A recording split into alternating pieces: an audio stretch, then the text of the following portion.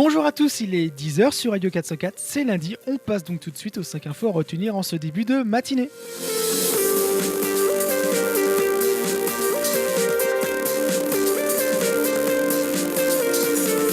Et on commence ce matin avec une question: qui s'attaque à Internet? C'est l'actualité qui fait grand bruit. En effet, quelqu'un cherche à détruire le web et s'entraîne pour y parvenir depuis plusieurs mois. Cette info a été dévoilée par un chercheur qui affirme que quelqu'un est en train de préparer des attaques visant différentes infrastructures importantes. Et justement, les premières visées sont les entreprises chargées de défendre les infrastructures du net. Depuis quelques jours, les rumeurs fusent, la Chine est pointée du doigt, à tort ou à raison. C'est donc une info plutôt inquiétante. Sans Internet, cela produirait un réel bouleversement de notre vie de tous les jours. Alors dans la pire des situations, si Internet venait à disparaître, quelle serait votre réaction ? On continue avec une actualité insolite. Depuis quelques jours, les Russes n'ont plus accès au site Pornhub et YouPorn. En effet, l'organe de surveillance des télécommunications a tout simplement demandé aux fournisseurs d'accès Internet d'y restreindre l'accès.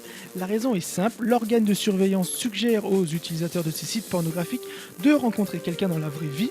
Mais ce n'est pas l'unique raison. Selon Europe 1, depuis la dissolution de l'Union soviétique dans les années 90, la Russie fait face à une chute importante démographique. Le blocage des sites pornographiques serait donc justifié par un désir des autorités d'avoir plus de naissances. On reste dans la même ligne de mire maintenant. New York, qui a installé en fin d'année dernière ses premières bornes Wi-Fi afin de recycler ses anciennes cabines téléphoniques en hotspot haut débit, font face à des effets pervers de ses utilisateurs.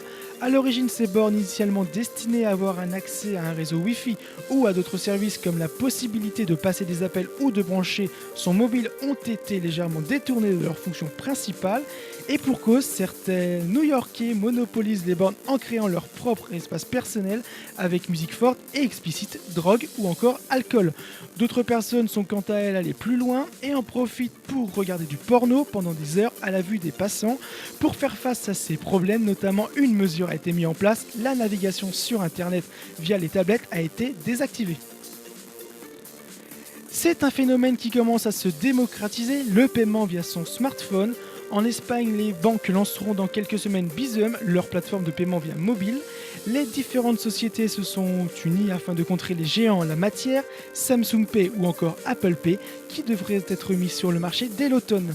Les Espagnols pourront donc dans un premier temps effectuer des virements entre particuliers avant de pouvoir accéder à plusieurs fonctionnalités et donc de pouvoir payer via leur téléphone dès janvier 2017. Et enfin, on termine avec l'actualité insolite du jour, commercialisée il y a plus de 30 ans, l'Apple II. Pour les plus anciens d'entre vous, vous vous en souvenez peut-être, connaît une nouvelle version de son système d'exploitation. Le système n'avait pas connu de mise à jour depuis 23 ans. C'est un informaticien, John Brooks, passionné par l'ancien ordinateur de la marque à la pomme, qui a développé une update, l'update 2.4, pour l'OS Pro DOS de l'Apple II. Comme toute mise à jour, cette nouvelle version ajoute de nouvelles fonctionnalités au système d'exploitation de l'époque, et notamment des programmes, et corrige les bugs. Alors si vous avez Apple II au fond de votre cave, c'est peut-être le bon moment de le ressortir. Voilà, fin de ce flash, on se retrouve à 15h30 et 17h30 pour les chroniques jeux vidéo et nostalgie sur Radio 404.